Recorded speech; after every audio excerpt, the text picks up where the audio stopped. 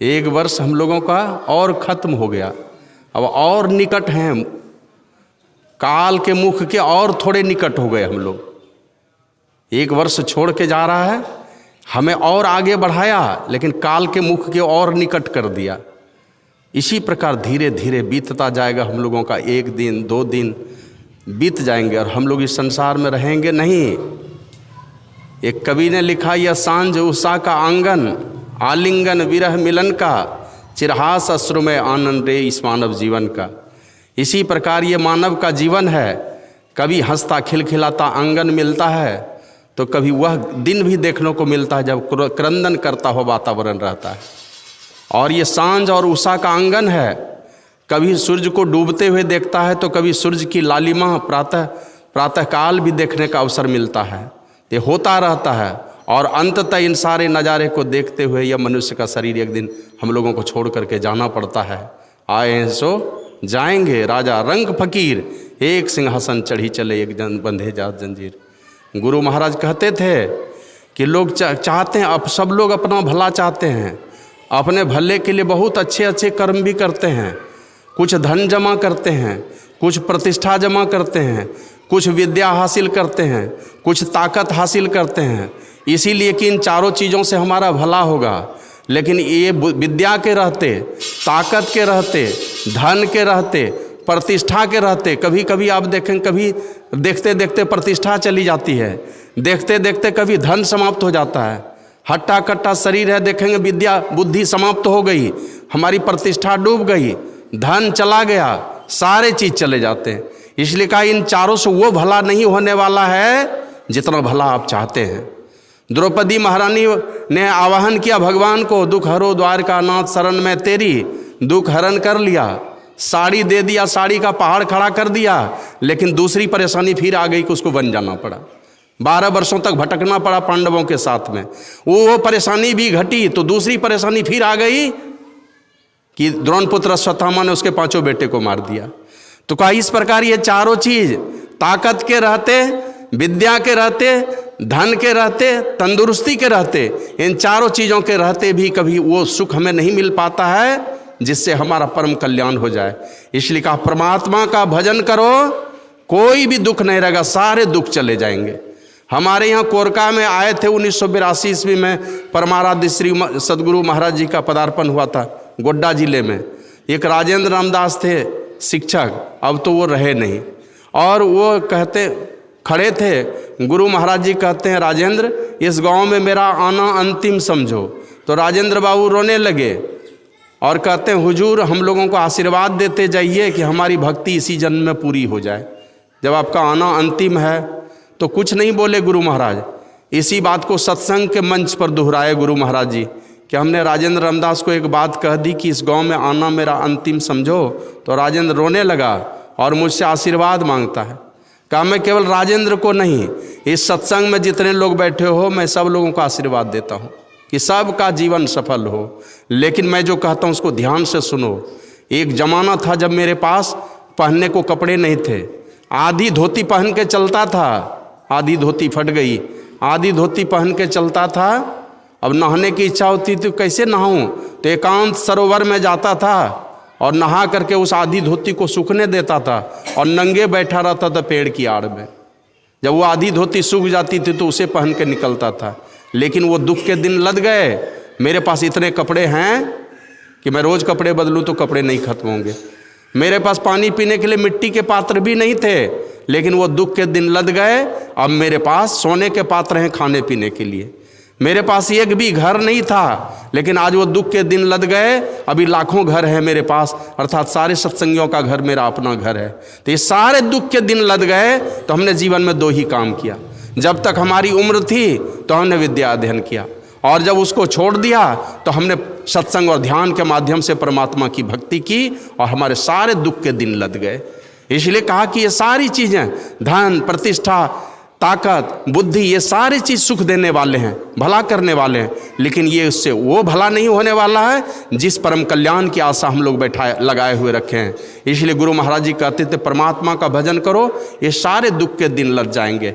धीरे धीरे मौत के करीब हम लोग बढ़ते जरूर चले जा रहे हैं, लेकिन गुरु महाराज जी जाते जाते कह करके गए कि थोड़ा थोड़ा भी भजन करते रहोगे रोज दिन तो मनुष्य शरीर से नीचे नहीं गिरोगे, इस शरीर में बरकरार रहोगे और एक दिन वो अवस्था आएगी जिस दिन परमपिता परमात्मा मिलकर एक हो जाओगे, सारे दुखों का निदान हो जाएगा।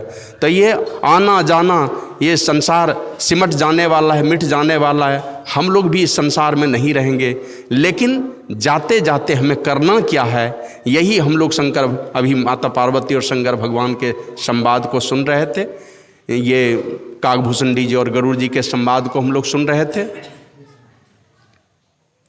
और संवाद के माध्यम से हम लोगों ने सुना अभी, बारी मथे घृत होई वरु सिकता ते बरु तेल, बिनु हरि भजन न भवतरिय यह सिद्धांत अपेल।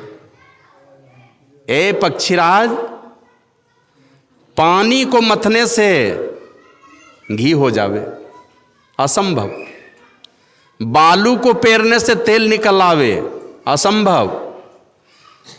कहते हैं कि ये संभव हो जाए, लेकिन एक अटल सिद्धांत है, थोड़ा भी उसमें टस मस नहीं होने वाला।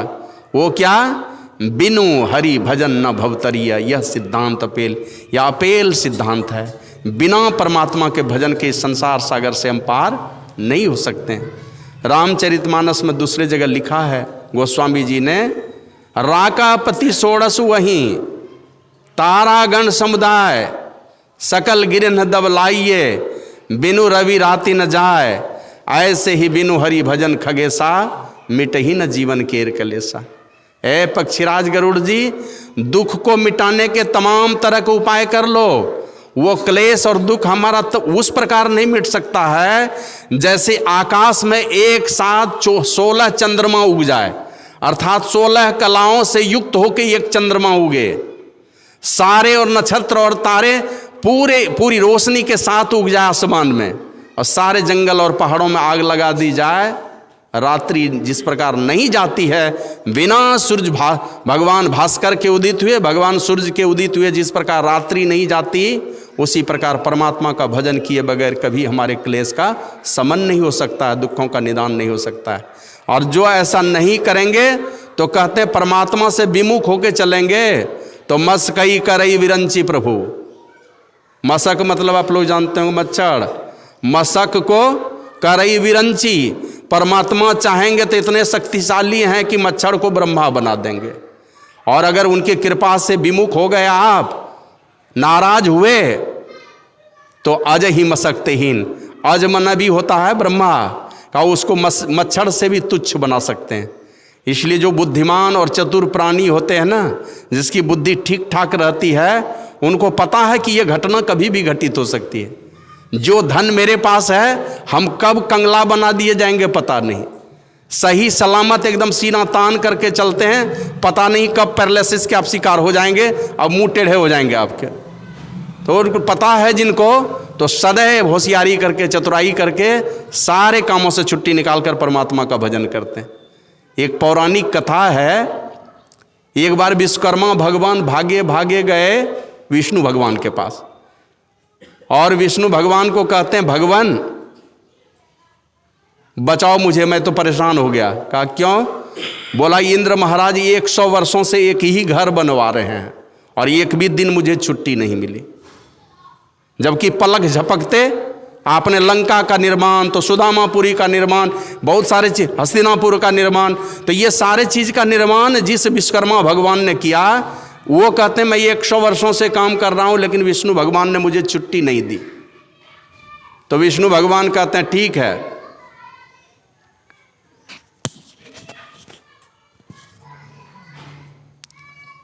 विष्णु भगवान कहते हैं ठीक है मैं उपाय करता हूं, और एक महात्मा को भेज दिया इंद्र महाराज के पास। एकदम नंग धड़ंग जवान महात्मा, माथे पे चटाई और हाथ में कमंडल लेके पहुंच गए इंद्र महाराज के पास। अब जैसे गए वहां तो इंद्र महाराज देख के दंग रह गए, सर से लेके पैर तक काले काले बाल ही थे, केवल आंखें दिखलाई पड़ रही थी। तो देख के अचंभे में पड़ गई, ये कौन महात्मा आ गए। तो इंद्र को देख के खिलखिला के हंस दिए। तो इंद्र महाराज पूछते हैं जो सारे देवताओं के राजा हैं, वो कहते हैं महाराज आप कौन हैं और ये चटाई माथे पे और हाथ में कमंडल लेके क्यों चलते हैं, और मुझे देख करके आप क्यों हंसे, आप बताने की कृपा करें। क्योंकि इंद्र महाराज को पता है ये महापुरुष क्या कर सकते हैं, इनको तो पता ही है। तो वो उन्होंने कहा मेरी बहुत ही कम आयु है, ये शरीर कब छूट जाए ठिकाना नहीं है, इसलिए मैं हाथ में कमंडल चटाई लेके चलता हूँ, जहाँ सांझ वहीं बिहान, पता नहीं इस शरीर का। हमने शादी नहीं की, घर भी नहीं बसाया, और यही चटाई कमंडल लेके मैं चलता हूँ। श्री सद्गुरु महाराज की जय। श्री सद्गुरु महाराज की जय। तो कहते हैं कि महाराज आपकी आयु कितनी है, कितनी कम आयु के हैं आप। तो लगा कि शायद कुछ महीना वर्ष का होगा, लेकिन जब वो सुनाने लगे तो कहते हैं जब एक सतयुग, एक त्रेता, एक द्वापर, एक कलयुग बीत जाता है तो इसको एक चौकड़ी कहते हैं। और इस प्रकार से जब 72 चतुर्युगी बीतता, 71 चतुर्युगी बीतता है तो कि इंद्र की मृत्यु हो जाती है, अपने पद से हटा दिए जाते हैं, और उस समय मेरे वदन का एक रोम टूटता है। जिस दिन मेरे वदन के सारे रोम टूट जाएंगे उसी दिन मेरी मृत्यु हो जाएगी। और अब तक में ये वक्ष स्थल पर जो देखते हैं ना, इतने सारे रोम टूट चुके हैं, माने इतने इंद्र की मृत्यु हो चुकी है। जिस दिन वदन के सारे रोम टूट जाएंगे उसी दिन मेरी मृत्यु हो जाएगी, इसलिए हमने घर नहीं बसाया और हाथ में कमंडल और माथे पर चटाई लेके ही चलता हूँ। का वक्ष स्थल पर जो ये लोम चक्र देख रहे हो, गोल चक्र, बोला इसीलिए लोग मुझे लोमस मुनि के नाम से जानते हैं, मैं लोमस मुनि हूँ। तो कहा महाराज हमें देख करके हंस क्यों पड़े, क्यों हंसी आई? तो बोला ये सामने में जो चीटे का कतार देख रहे हो ना, चीटा समझ रहे हैं, हम लोग खोटा कहते हैं उसको, का ये जो चीटे का कतार देख रहे हो, माने एक लंबी लाइन थी चीटे की, सब जा रहे थे झुंड में। तो कहते हैं कि ये जो चीटे का कतार देख रहे हो ना, ये जो चीटे का कतार देख रहे हो, ये सारे के सारे कभी न कभी इंद्र रह चुके हैं। ये परमात्मा की कृपा से विमुख हो गए, परमात्मा की कृपा इन पर नहीं रही, ये सारे के सारे चीटे बन गए हैं। पहले ये सारे के सारे इंद्र थे, इसलिए मुझे हंसी आ गई। तो इंद्र महाराज ने का अभिमान वहीं पर चूर हो गया। कहने का मतलब कि परमात्मा अगर विमुख, परमात्मा की कृपा से हम उलट गए, उनकी कृपा अगर मेरे ऊपर नहीं रही तो कब काया पलट हो जाएगा कहा नहीं जा सकता है। बहुत सारी घटनाओं की चर्चा आप लोग सुनते होंगे, इसलिए कागभूषुंडी जी कहते हैं श्रुति सिद्धांत यह उर्गारी, भजिए राम सब काज विसारी। सारे काम को छोड़ करके, सारी कामनाओं को छोड़ करके हम परमात्मा का भजन करें, इसी के लिए हमें ये मनुष्य का शरीर मिला है। और आगे कहते कहते बहुत सारी बातें आई संतों के विषय में कि बड़ा ही वो समय धन्य होता है, दुर्लभ होता है वो समय जब कहीं पर साधु पुरुष की संगति मिल जाए। उनके संगति मिलने मात्र से ही जीवन की दिशा बदल जाती है, उल्टा भाग्य पलटा खाता है। टेढ़े मेढ़े चाल पर चलने वाले आदमी को, ऐसे रामायण में तो लिखा है, सुनी समझही जन मुदित मन, मज्जही अति अनुराग, लहही चारी फल, अछत तनु साधु समाज परियाग। चारों फल मिलता है। तो पहला फल में लोग सीधा सीधी यही अर्थ लगाते हैं कि पहले अर्थ मिलता है, मने सत्संगी बन जाओ तो धनी हो जाओगे। बात भी सही है, बरकत होने लगता है, कम आय में ही आपको बरकत होने लगे, ये भी बात सही है। लेकिन मूल में है, जैसे ही संतों की संगति मिलती है उनको जीने का अर्थ का पता चल जाता है, जीने के मकसद का पता चलता है। और जिनको जीने का अर्थ आ गया, जीने का मकसद का पता चल गया, उसके जीवन में धन दौलत नहीं आई, हो ही नहीं सकता है। तो ये चारों फल संतों का सानिध्य मिलने मात्र से हो जाता है। और परमात्मा की कुछ ऐसी कृपा भी है कि संसार के लोग रीझेंगे तो संसार की चीजें दे देंगे, जरूरत पड़ी तो किडनी दे देंगे, कुछ भी दे देंगे, कहेंगे हम अपने फलाने के लिए जान दे देंगे। इधर थोड़े दिन पहले हमने पढ़ा, शायद 1 वर्ष पहले, राजस्थान की घटना है। घर की बहू की किडनी फेल हो गई तो मैके खबर भेजा गया तो माता पिता दोनों की किडनी डैमेज थी, भाई की किडनी डैमेज थी, पति की किडनी डैमेज थी। तो उनकी सासू माँ ने कहा कि बेटी मैं जीवित होना भी, मेरे रहते तुमको क्या हो सकता है। अपनी किडनी दे करके सासू माँ ने अपनी बहू की जान बचा ली। तो बड़ी आश्चर्यजनक घटना लगी है। तो संसार के लोग इसी प्रकार कुछ से कुछ दे देंगे, ऐसी ही चीजें देंगे जिसका नाश हो जाना एक न एक दिन। लेकिन परमात्मा जिस दिन द्रवित हो गए आपके ऊपर, जिस दिन परमात्मा आपके दुख को देख करके द्रवित हो गए, दया कर दिए, तो आपको उठा के संतों के चरणों में भेज देंगे, जहां से एक लंबा परिणाम आता है आपके जीवन में। बहुत बड़ा बड़ा प्रमोशन शुरू होता है। नीची से नीची जोनी में जन्म लेने वाली सबरी जो किकिरनी थी, दूसरे जन्म में छत्रानी हो गई, और तीसरा जन्म जब मिला तब महायोगी मतंग ऋषि के दर्शन हो गए। और उन इतने बड़े योगी हुए कि राम जी स्वयं चल करके उनके पास आए हैं और आके कहते हैं कि ऐ सबरी, कोई कमी नहीं रह गई है। जिस दर्शन की लालसा में जोगी जन जन्मों जन्मों जतन करते हैं, जोगी वृंद दुर्लभ गति जोई, तो कहाँ आज सुलभ भई सोई। और 9 प्रकार की भक्ति का बखान करके कहा, 9 मह ये को जिनके होई, नारी पुरुष सचराचर कोई, सोई अतिशय प्रिय भामिनी मोरे, सकल प्रकार भक्ति दृढ़ तोरे। मतलब थोड़ी भी कमी नहीं है भक्ति में, सब प्रकार की भक्ति में तुम निष्णात हो, एकदम प्रवीण हो चुकी हो। और मेरे दर्शन का अतिशय अनुपम फल तो यही है, मम दर्शन फल परम अनुपा, जीव पावही निज सहज स्वरूपा। जीव अपने सहज निर्गुण आत्म स्वरूप को पा लेता है, यही तो मेरे दर्शन का सबसे बड़ा फल है, और वो तुमको सहज ही में प्राप्त हो गई। तो ये परिणाम आता है संतों की शरणागति होने के बाद। और ये परमात्मा की जिस दिन दया कर देंगे, आपको उठा के संतों के चरणों में भेजेंगे, और जिस दिन संतों के चरणों में गए, वहां से जीने की दिशा बदल जाती है। तो वही कहते हैं शंकर भगवान, कहते हैं सत्संग, ये काकभूषुंडी जी गरुड़ जी को, सत्संगति दुर्लभ संसारा, निविष दंड भरिए को बारा।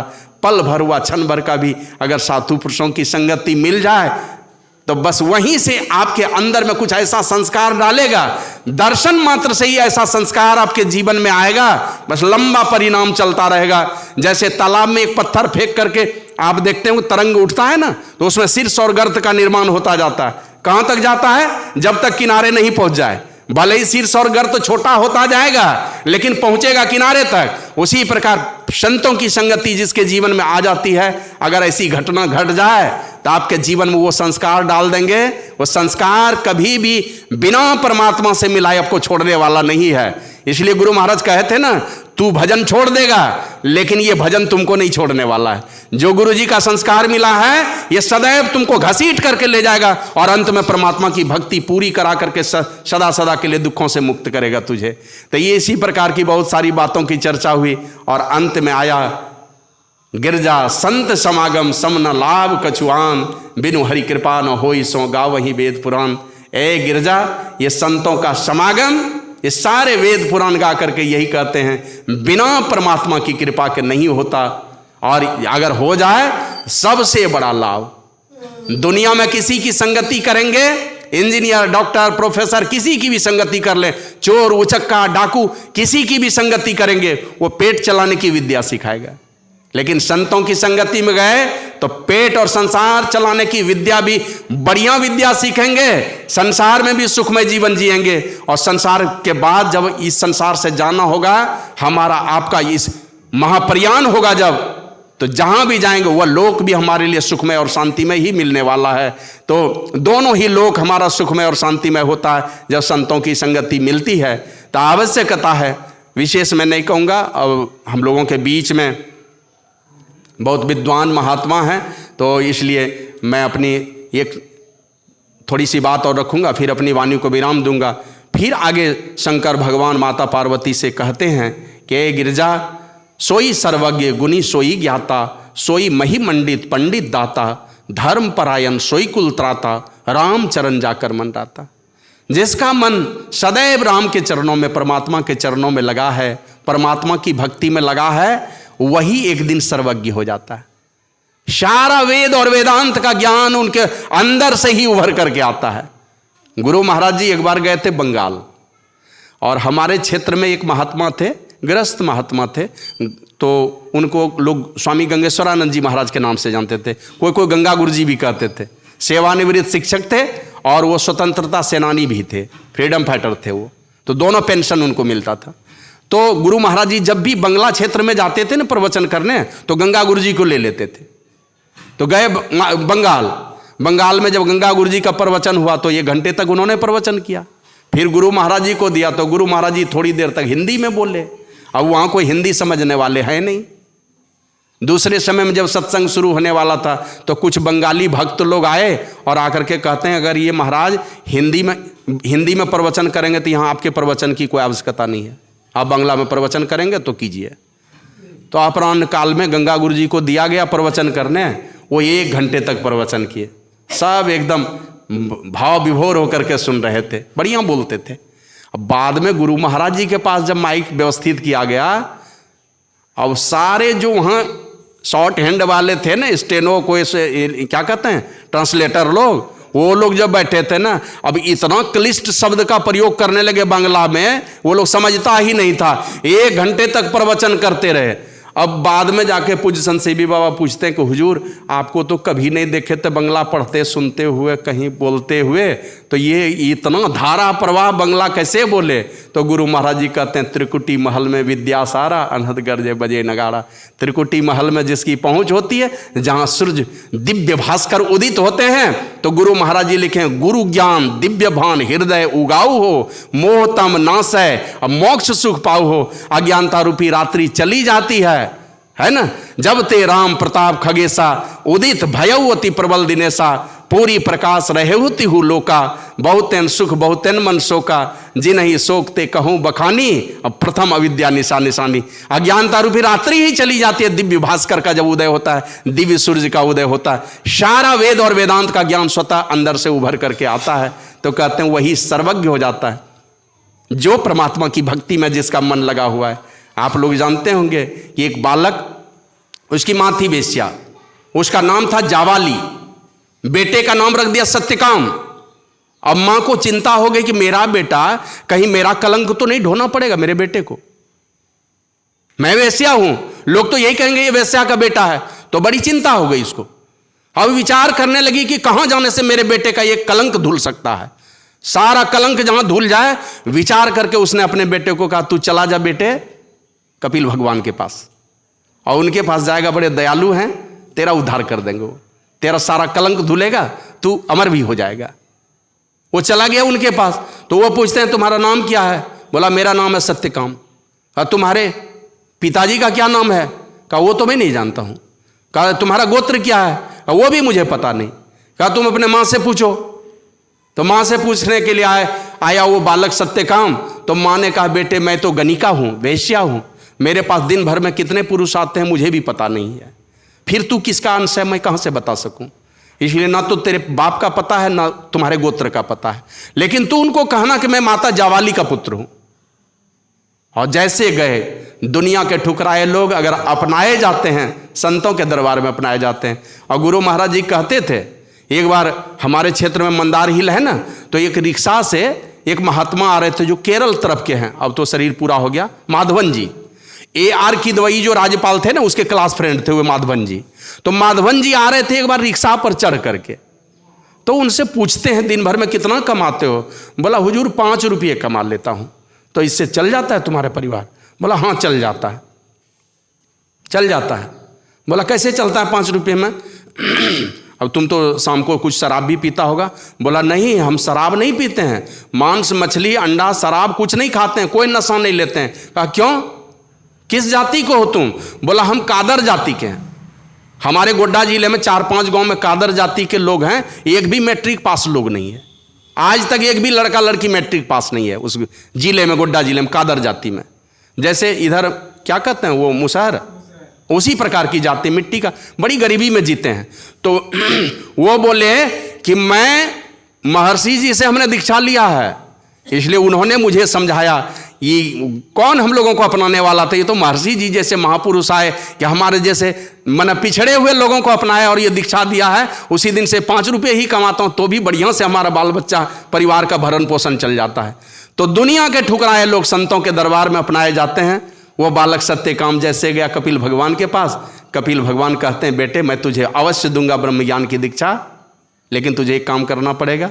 कुछ गौ दे दिया और एक सांड दे दिया, नंदी, कहा जाओ तू इसको चराना, जिस दिन 1000 पूरे हो जाएंगे उस दिन तुम्हें ब्रह्म ज्ञान की दीक्षा दूंगा। अब गुरु जी की बातों को ब्रह्मरेख मान करके चला गया। रामचरितमानस में आया है, बंदों गुरुपद कंज कृपा सिंध नर रूप हरे महामोहतम पुंज।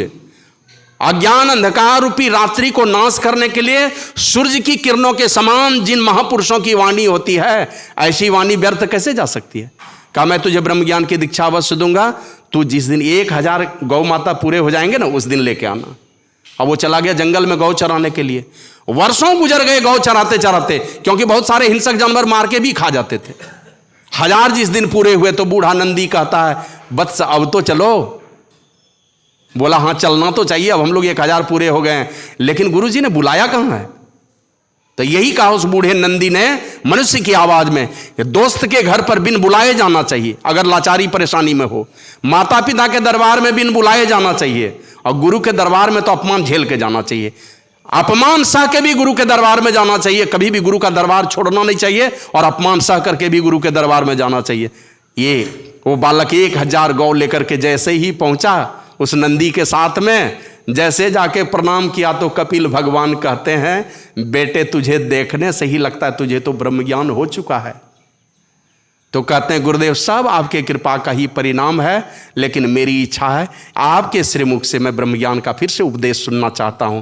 तो उन्होंने जो ब्रह्म ज्ञान का उपदेश सुनाया, उस बालक का नाम बदल दिया सत्यकाम का, और कहा मां के चलते तू परेशान है, मां का कलंक तुझे ढोना पड़ेगा। मां के नाम पर ही उसका नाम रख दिया, और जाबाल ऋषि के नाम से प्रसिद्ध हो गया वो सत्यकाम नामक बालक। और उसके नाम से एक उपनिषद चलता है, जाबाल दर्शनोपनिषद, उसी में उपदेश है कपिल भगवान का। तो ब्रह्म ज्ञान का उपदेश होता है और उसका जीवन वो सर्वज्ञ हो जाता है, सारा वेद और वेदांत का ज्ञान स्वतः उसके अंदर से उभर करके आता है। तो वो सर्वज्ञ होता है, कुल खानदान की रक्षा करने वाला होता है, और धरती की शोभा को बढ़ाने वाला होता है, मतलब धरती का महिमा मंडन करने वाला होता है, जिसका मन है राम के चरणों में लगा हुआ।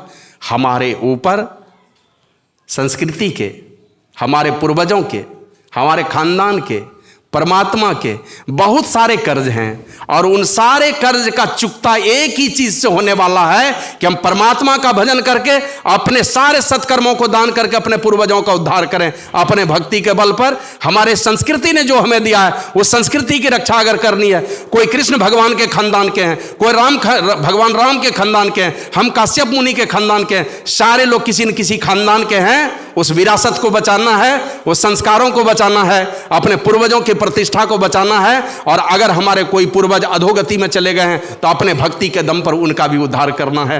तो ये जो वही कर सकता है जिसका मन है परमात्मा की भक्ति में लगा हुआ, राम के चरणों में लगा हुआ, उसी से ये काम संभव है। यही आप लोगों की सेवा में थोड़ा सुनाया, विशेष बातें। आइए हम लोग विद्वान महात्मा युवा सन्यासी स्वामी श्री ज्ञान शिखर जी महाराज से सुनते हैं। श्री सद्गुरु महाराज की जय।